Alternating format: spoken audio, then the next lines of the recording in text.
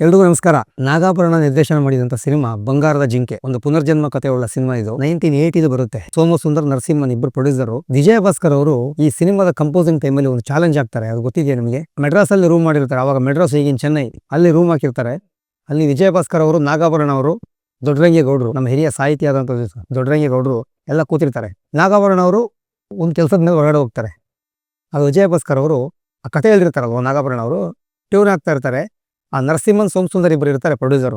ಯಾವುದೇ ಮ್ಯೂಸಿಕ್ ಡೈರೆಕ್ಟರ್ಗೆ ಒಂದು ತಿಳ್ಕೊಬೇಕು, ಟ್ಯೂನ್ ಬೇರೆ ಹಾಕಿ ಅಂದ್ರೆ ಹಾಕ್ತಾರೆ, ಇಷ್ಟ ಆಗಿಲ್ಲ ಅಂದ್ರೆ ಚೆನ್ನಾಗಿಲ್ಲ ಅಂತ ಹೇಳ್ಬಾರ್ದು, ಬೇಜಾರಾಗುತ್ತೆ. ಅದು ಎಲ್ಲ ಟ್ಯೂನ್ಗಳಿಗೂ ಒಂದು ವ್ಯಾಲ್ಯೂ ಇರುತ್ತೆ. ಆ ಪ್ರೊಡ್ಯೂಸರ್ಗಳಿಗೆ ಅದು ಅವತ್ತೇ ಅದು ಗೊತ್ತಾಗೋದು, ವ್ಯಾಲ್ಯೂ ಗೊತ್ತಾಗೋದು ಅವತ್ತೇ. ಒಂದು ಟ್ಯೂನ್ ಹಾಕ್ತಾರೆ ವಿಜಯ ಭಾಸ್ಕರ್ ಅವರು. ಆಗ ದೊಡ್ಡರಂಗೇಗೌಡರು ಡಮ್ಮಿ ಲಿರಿಕ್ಸ್ ಬರೀತಾರೆ. ಹಂಗೆ ಮಾತಾಡ್ಬೇಕಾದ್ರೆ ಆ ಪ್ರೊಡ್ಯೂಸರ್ ಇಬ್ಬರು ಇರ್ತಾರೆ, ಅಂದ್ರೆ ಕ್ಯಾತೆ ತೆಗೆಯೋದು, ಸರ್ ಚೆನ್ನಾಗಿಲ್ಲ ಟ್ಯೂನ್ ಅಂದ್ಬಿಡ್ತಾರೆ. ವಿಜಯ ಭಾಸ್ಕರ್ ಅವರು ಆಗ್ಲೇ ಲೆಜೆಂಡ್ ಆಗಿ ಹೋಗಿದ್ರು. ಎಂತೆಂತ ಸಿನಿಮಾಗಳಿಗೆ ಮ್ಯೂಸಿಕ್ ಮಾಡಿದವರು. 1980 ನಡೆದ ಕಥೆ ಇದು. ಅದಕ್ಕಿಂತ ಮೊದಲೇ ಅವರು ಒಳ್ಳೆ ಹಾಡುಗಳನ್ನ ಕೊಟ್ಟವರು. ಪುಟ್ಟಣ ಕಣಗಲ್ವರಿಗೆ ಪರ್ಮನೆಂಟ್ ಮ್ಯೂಸಿಕ್ ಡೈರೆಕ್ಟರ್ ವಿಜಯ ಭಾಸ್ಕರ್, ಎಲ್ಲರಿಗೂ ಗೊತ್ತಿರೋದು. ಆಗ ವಿಜಯ ಭಾಸ್ಕರ್ಗೆ ಬೇಜಾರಾಗ್ಬಿಡುತ್ತೆ, ಯಾಕಪ್ಪ ಚೆನ್ನಾಗಿಲ್ಲ ಅಂತ. ಇಲ್ಲ ಸರ್, ಅಷ್ಟಾಗೇನು ಸೌಂಡ್ ಮಾಡಲ್ಲ ಅಂತಿದೆ ಹಾಡಿದು, ಅಂದ್ರೆ ಸೌಂಡ್ ಮಾಡಲ್ಲ ಅನ್ಸುತ್ತೆ, ಟ್ಯೂನ್ ಕೇಳ್ತಾ ಇದ್ರೆ ಬೇರೆ ಹಾಕಿ ಸರ್ ಚೆನ್ನಾಗಿಲ್ಲ ಅಂದ್ಬಿಡ್ತಾರೆ. ಚೆನ್ನಾಗಿಲ್ಲ ಅನ್ನೋದಕ್ಕೆ ವಿಜಯ ಭಾಸ್ಕರ್ ಬಿಟ್ಕೊಡಕ್ ರೆಡಿ ಇಲ್ಲ. ಒಂದು ಮಾತು ಹೇಳ್ತಾರೆ ವಿಜಯ ಭಾಸ್ಕರ್ ಅವರು, ನೋಡಿ ಡೈರೆಕ್ಟರ್ ಹೊರಗಡೆ ಹೋಗಿದ್ದಾರೆ, ಒಂದು ಮಾತು ಹೇಳ್ತೀನಿ, ಈ ಟ್ಯೂನ್ ನಲ್ಲಿ ನಾನು ಮಾಡೋ ಹಾಡು ಸಕ್ಸಸ್ ಆಗಿಲ್ಲ ಅಂದ್ರೆ ಇನ್ನು ಮುಂದೆ ನಾನು ಇರೋವರೆಗೂ ಕೊನೆಯವರೆಗೂ ನಾನು ಹಾರ್ಮೋನಿಯಂ ಮುಟ್ಟಲ್ಲ ಅಂತಾರೆ. ಎಂತ ಚಾಲೆಂಜ್ ಇದು. ಆಕ್ಚುಲಿ ಹೋಗ್ರ ಸೂಪರ್ ಆಗಿದೆ ಅಂತ ಹೇಳ್ಬಿಡ್ಬೋದಿತ್ತು, ಆದ್ರೆ ಇವ್ರಿಗೂ ಒಂದಲ್ಲಿ ಸ್ವಾಭಿಮಾನ ಅಂತ ಇರುತ್ತೆ.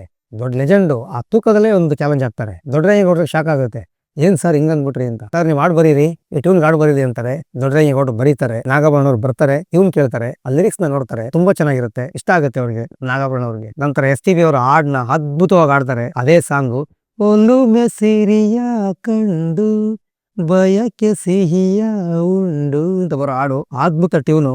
ಅಂದ್ರೂ ಅವರು ಅದ್ರ ಬಗ್ಗೆ ಮಾತಾಡಕ್ ಹೋಗಲ್ಲ, ಬಿಟ್ಟಿರ್ತಾರೆ ವಿಷಯ. ಹಾಡೆಲ್ಲ ಆದ್ಮೇಲೆ, ಅದು ರೆಕಾರ್ಡಿಂಗ್ ಆದ್ಮೇಲೆ ಹಾಡು ಕೇಳಿದಾಗ ಪ್ರೊಡ್ಯೂಸರ್ ಬಂದು ಕ್ಷಮೆ ಕೇಳ್ತಾರೆ. ಸರ್ ಕ್ಷಮಿಸ್ಬಿಡಿ, ಅದ್ಭುತ ಹಾಡು ಮಾಡಿದಿರಿ, ಇಷ್ಟೊಂದು ಚೆನ್ನಾಗಿ ಬರುತ್ತೆ ಅಂತ ಗೊತ್ತಿರಲಿಲ್ಲ, ತಿಳಿಯದೇ ಮಾತಾಡ್ಬಿಟ್ವಿ. ಅದಕ್ಕೆ ಯಾವುದೇ ವಿಷಯ ಆಗಲಿ, ಯಾವುದೇ ವೃತ್ತಿ ಆಗಲಿ, ಕೆಲಸ ಆಗೋಕ್ಕಿಂತ ಮೊದಲು ಮಾತಾಡಕ್ ಹೋಗ್ಬಾರ್ದು, ಚೆನ್ನಾಗಿಲ್ಲ ಅಂತ ಹೇಳ್ಬಾರ್ದು. ಮ್ಯೂಸಿಕ್ ಡೈರೆಕ್ಟರ್ಗಳು ಎಷ್ಟು ಬೇಕಾದ್ರೂ ಟ್ಯೂನ್ಗಳು ಕೊಡ್ತಾರೆ, ಆದ್ರೆ ಅವ್ರಿಗೆ ಒಂದು ಗೇಜ್ ಇರುತ್ತೆ, ಅವ್ರಿಗೊಂದು ಆ ಒಂದು ಫ್ಲೇವರ್ ಗೊತ್ತಿರುತ್ತೆ ಅವ್ರಿಗೂ, ಇದು ಚೆನ್ನಾಗಿರುತ್ತೆ ಅಂತ. ಅಲ್ಲಿ ಚೆನ್ನಾಗಿಲ್ಲ ಅಂದ್ಬಿಟ್ರೆ ಬೇಜಾರಾಗ್ಬಿಡುತ್ತೆ. ಈ ರೀತಿ ವಿಜಯ ಭಾಸ್ಕರ್ ಚಾಲೆಂಜ್ ಹಾಕಿ ಗೆದ್ದಿರ್ತಾರೆ.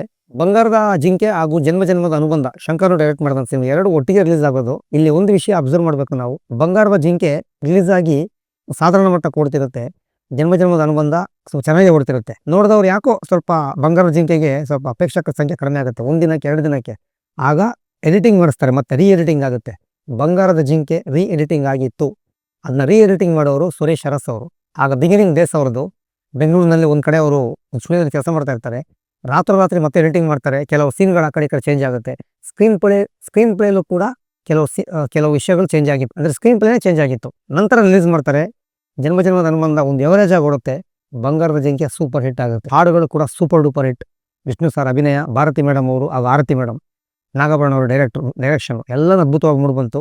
ಈ ಒಂದು ವಿಜಯ ಭಾಸ್ಕರ್ ಅವರ ಸನ್ನಿವೇಶ ನಿಮ್ಗೆ ಹೇಳ್ಬೇಕಿತ್ತು, ಹಾಗಾಗಿ ಹೇಳಿದೆ. ಹಾಗಾಗಿ ಯಾವುದೇ ಒಂದು ಕೆಲಸದ ಮೇಲೆ ಮುಂದೆ ಕೂತಾಗ ಅವ್ರು ಮಾಡೋ ಕೆಲಸದ ಮೇಲೆ ನಮಗೆ ಗೌರವ ಇರಬೇಕು, ಪ್ರೀತಿ ಇರಬೇಕು, ಪ್ರೀತಿಯಿಂದ ಗೆಲ್ಲಬೇಕು ಹೊರತು ಅಹಂಕಾರ ಮಾತಾಡಿ ಗೆಲ್ಲಕ್ಕಾಗಲ್ಲ ಅಂತ ಆ ನಿರ್ಮಾಪಕರಿಗೆ ಗೊತ್ತಾಗಿದೆ. ದುಡ್ಡು ಬಂದಿದೆ, ಅವ್ರಿಗೆ ಹಾಕಿ ದುಡ್ಡು ಬಂತು. ಈ ಒಂದು ವಿಷಯ ನಿಮ್ಗೆ ಹೇಳ್ಬೇಕಿತ್ತು, ಹಾಗಾಗಿ ಹೇಳಿದೆ. Thank you.